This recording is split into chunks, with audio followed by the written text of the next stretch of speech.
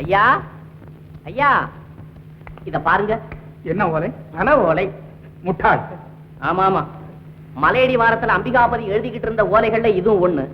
இதுல இருக்கக்கூடிய பொருள் எங்க அறிவுக்கு எட்டிய வரையிலும் ஒண்ணும் புரியல. ஒருவேளை உங்களுக்காவது புரிகிறதா என்று பார்க்க ஓடோடி வந்தோம். ஆமா.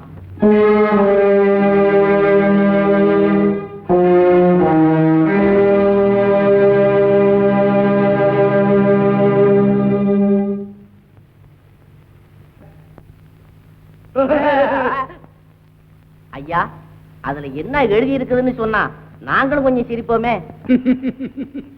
இல்லை, இது நான் மட்டுமே சிரிப்பதற்காக உள்ளது. ஆஹா, மாணவ மணிகளே, உங்கள் திறமையே திறமை.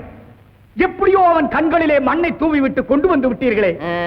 மண்ணையும் தூவல கல்லையும் தூவல. திருடிக்கிட்டுல வந்தோம்.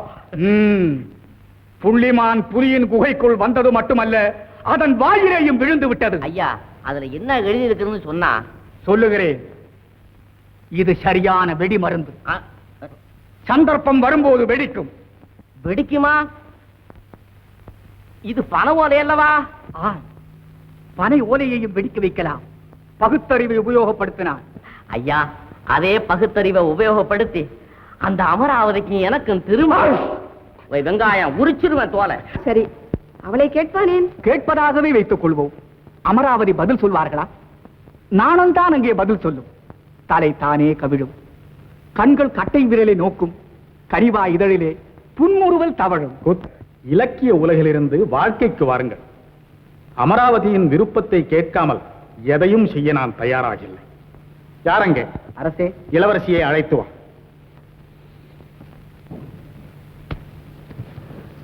வாம்மா, உனக்கு திருமணம் செய்ய உத்தேசித்திருக்கிறோம். அமரா, எனக்கு தெரியும் உன் சிந்தனை. நான் சொல்லுகிறேன். உன் பெற்றோர் உனக்கு தேர்ந்தெடுத்திருக்கும் கணவன் யார் தெரியுமா?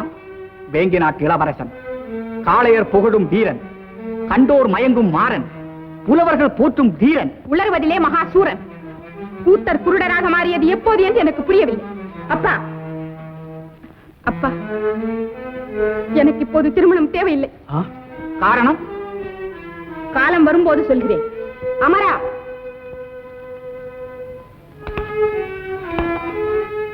என்ன சிந்திக்கிறீர்கள்? அமராவதியின் பேச்சு, அவள் நடந்து கொள்ளும் முறை எல்லாம் புதுமையாக இருக்கிறது. அரசே, கரையில் நின்றபடியே கடலுக்கடியில் கிடக்கும் முத்துக்களை கூட கணக்கிட்டு விடலாம். ஆனால் இந்த கண்ணீரின் உள்ளத்தை கண்டறிவது மிக மிக கடினம். என்ன சொல்லுகிறீர்கள்? சொல்லுகிறேன். அமராவதி காதல் வசப்பட்டு விட்டார். காதலா? ஆமா, அரசிளங்குமரிக்கும் அம்பிகாவதிக்கும் காதல். கூத்தரை, இன்னொரு முறை அப்படி சொல்லாதீர்கள். ஏழை புலவனுக்கு காதல் என் மகள் மீது இல்லை, அரச பீடத்தின் மீது அம்பிகாவதிக்கு ஏற்பட்டிருக்கும் ஆசையின் விளைவுதான் இந்த காதல் நாடகம். குழப்பாதீர்கள். இதற்கு சான்று? சான்று பல உண்டு, அதிலே இதுவும் ஒன்று. மன்னன் இந்த பைங்கிளியே, அயலொருவர் கண்படுமோ என்று அஞ்சி பயத்தோடு உன்னை கங்குரிலே காண்பதல்ல கணப்பொழுதும் இணைபெரியா காலம் என்றோ. இது எப்படி கிடைத்தது உங்களுக்கு? ஒரு நாள் நள்ளிரவிலே எல்லை புறத்திலே ஏரிக்கரை அருகே இரு உருவங்கள் கூடி பிரிந்தன. கள்ளை குடித்த வெறியன் கைப்பணத்தின் கணக்கறிய மாட்டார். அதை போல காதல் போதையிலே கவலையின்றி பாதையிலே போட்டுவிட்டார்கள் இந்த ஓலையை. எனக்கு ஒன்றுமே புரியவில்லை. நான் புரிய வைக்கிறேன். மன்னா, ஒரு வேண்டுகோள். என்ன? நாளை விருந்தொன்றுக்கு ஏற்பாடு செய்யுங்கள். யாருக்கு? கம்பருக்கு. மேலும் குழப்பாதீர்கள். நாளை தெளிவாகிவிடும். கம்பரின் ராமாயண வெற்றிக்காக இந்த விருந்து. அம்பிகாவதியும் அழைக்கப்படட்டும், அமராவதியே பரிமாறட்டும். உத்தரே. அமைதி அரசே, அமைதி. விருந்துக்கு அம்பிகாவதி வரப்போவதாக அமராவதிக்கோ, அமராவதியே அன்னம் படைப்பாள் என்று அம்பிகாவதிக்கோ அறிவிக்க வேண்டாம். எதற்காக இந்த ஏற்பாடு? அவர்கள் நிலையை தாங்கள் புரிந்து கொள்ள. மன்னா, கதிரவனை கண்டுவிட்டால் கண்கள் கூசாமல் இருக்காது. அதை போல காதலர்கள் சந்தித்து விட்டால் அவர்கள் கண்கள் பேசாமல் இருக்காது. காதற் சுவையிலே கைதேர்ந்தவன் இளமையிலே தேறிவிட்டான். புலமையிலே அவனுடைய கவிதை ஒன்றை கண்டேன், திகைத்து போனேன். பிரிவு துயரை அதைவிட அழகாக சித்தரிக்க வேறு யாராலும் முடியாது. அப்படியா?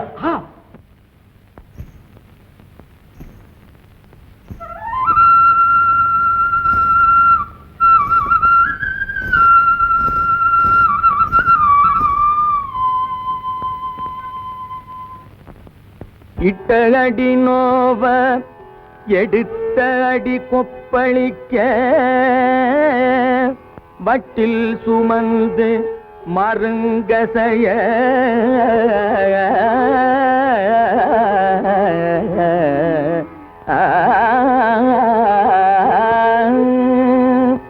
இட்ட அடி நோவ எடுத்த அடி கொப்பளிக்க வட்டில் சுமந்து மருங்கசைய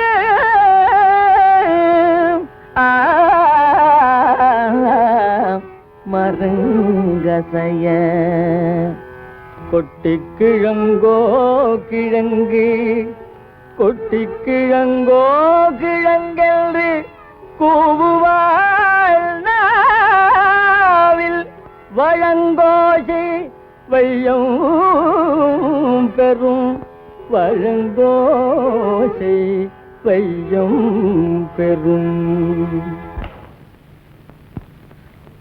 அம்பிகாபதி, இப்பொழுது நீ பாடியதற்கு காரணம்? உங்கள் காதுகளில் விடவில்லையா? அதோ கொட்டிக்கிழங்கு விற்று போகிறாள் ஒருத்தி. பழுத்த பழம், கொளுத்துகின்ற வெயில், சுடுமணலில் அவள் பாதங்கள் துடிக்கின்றன. அவள் குரலை கேட்டான் அம்பிகாபதி. மனமுருகி பாடிவிட்டார். நல்ல கற்பனை. இட்ட அடி நோவ எடுத்த அடி கொப்பளிக்க இளவரசியார் வட்டில் சுமந்து வரும்போது அம்பிகாபதி கொட்டிக்கிழங்கு விற்பவளை பற்றி பாடியது விந்தையிலும் விந்தை. யாரங்க? அரசே, அந்த கிழவியை அழைத்து வா.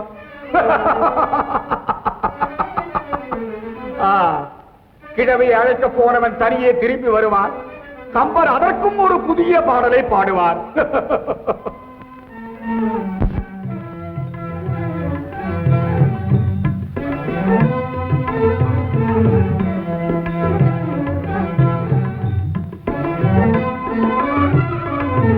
அப்பாடி,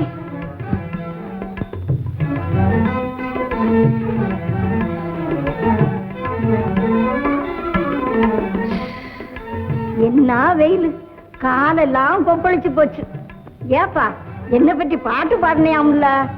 கம்பன் பாட்டுன்னா எனக்கு ரொம்ப பிடிக்கும். கிழங்கு வேணுமாப்பா? ஆம். யாரங்க? அரசே, அதை வாங்கிக் கொண்டு கேட்பதை கொடுத்து அனுப்பு.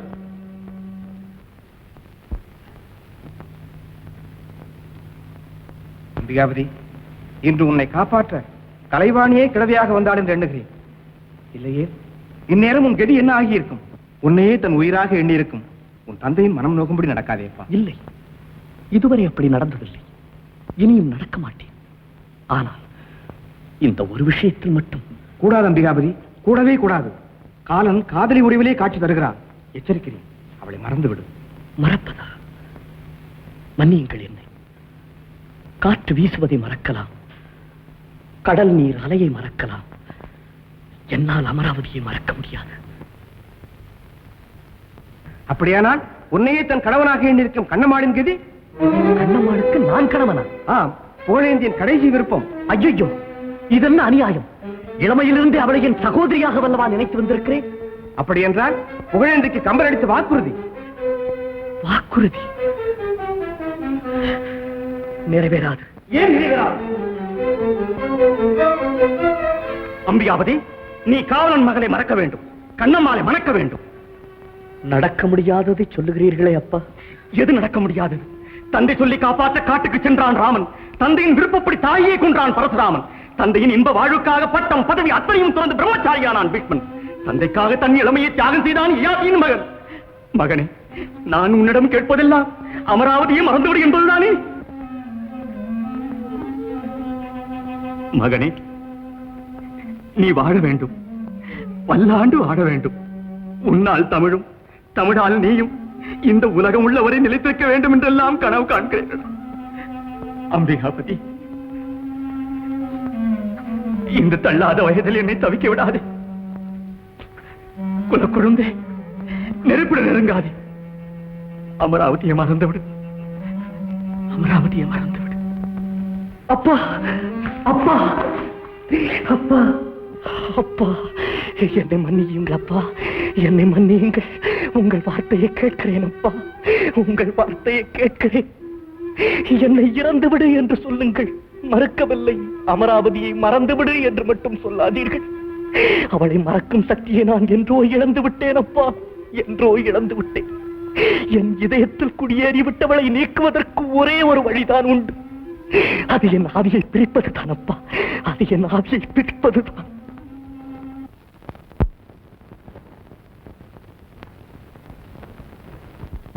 வாருங்கள். மன்னவா, பொன்னி நாட்டின் புகழ் புவியெங்கும் பரவ வேண்டும், கன்னித் தமிழோசை கடல் கடந்தும் ஒலிக்க வேண்டும் என்பது என் விருப்பம். ஆம், என் எண்ணமும் அதுதான். தங்கள் எண்ணத்தை நிறைவேற்றும் தூதுவனாக அம்பிகாபதியை புஷ்பகத்தீவுக்கு அனுப்பலாம் என்று எண்ணுகின்றேன்.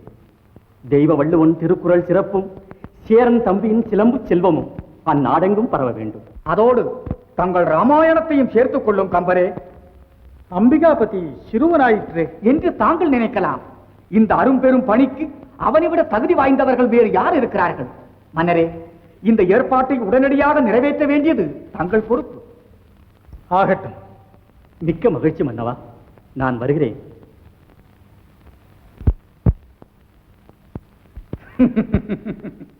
பார்த்தீர்களா கம்பரின் தோற்றத்தை? முகத்திலே குழப்பம், சொல்லிலே நடுக்கம்.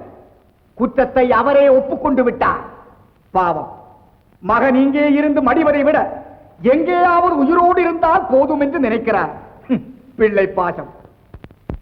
இந்த ஏற்பாட்டின் நோக்கமே எனக்கு விளங்கவில்லை அப்பா. விளங்காமல் இருப்பதற்கு இதில் ஒன்றுமே இல்லையே. என்னை கேட்காமல் எப்படி அப்பா சம்மதித்தீர்கள்? நாம் சம்மதிப்பதா? அரசரின் ஆணையப்பா இது. அதிலும் நீ விரும்பும் நல்லதொரு தொண்டு. ஐயா, என்ன அமைச்சரே? ரதம் வந்திருக்கிறது புஷ்பகத்தீவுக்கு. இந்த இரவே கப்பல் புறப்படுகிறதாம். அப்பா, ஒரு நாள் பொறுங்கள். நான் யாரிடமும் சொல்லிக் கொள்ளவில்லை. சொல்லிக் கொள்வதற்கு யார் இருக்கிறார்கள்? அது தேவையும் இல்லை. நாளையே இந்த நல்ல செய்தி நாடு முழுவதும் பரவிவிடும். திரவியம் தேடத்தான் திரைக்கடல் ஓடுவார்கள். ஆனால் அம்பிகாபதி தமிழை பரப்ப கடல் கடந்தும் சென்றான் என்பது தமிழ் உள்ளளவும் நிலைத்திருக்குமே. சென்று வா மகனே, வெற்றியோடு திரும்பு.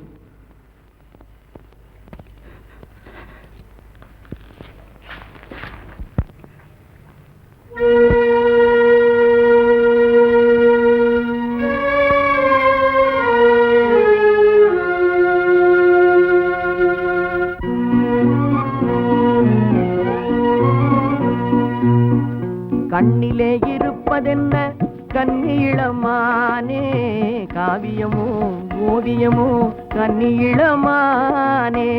கண்ணிலே இருப்பதென்ன கன்னியிளமானே, காவியமோ ஓவியமோ கன்னியிளமானே. வண்ணமுக வெண்ணிலவில் கன்னியிளமானே, வண்ணமுக வெண்ணிலவில் கன்னியிளமானே. வண்டு வந்தது எப்படியோ கன்னியிளமானே.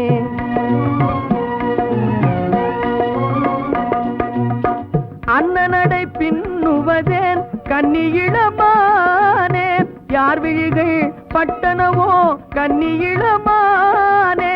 சின்ன இடை மின்னலெல்லாம் கன்னியிளமானே, சின்ன இடை மின்னலெல்லாம் கன்னியிளமானே. என்றல் தந்த சீதனமோ கன்னியிளமானே. கண்ணிலே இருப்பதென்ன கன்னியிளமானே, காவியமோ ஓவியமோ கன்னியிளமானே.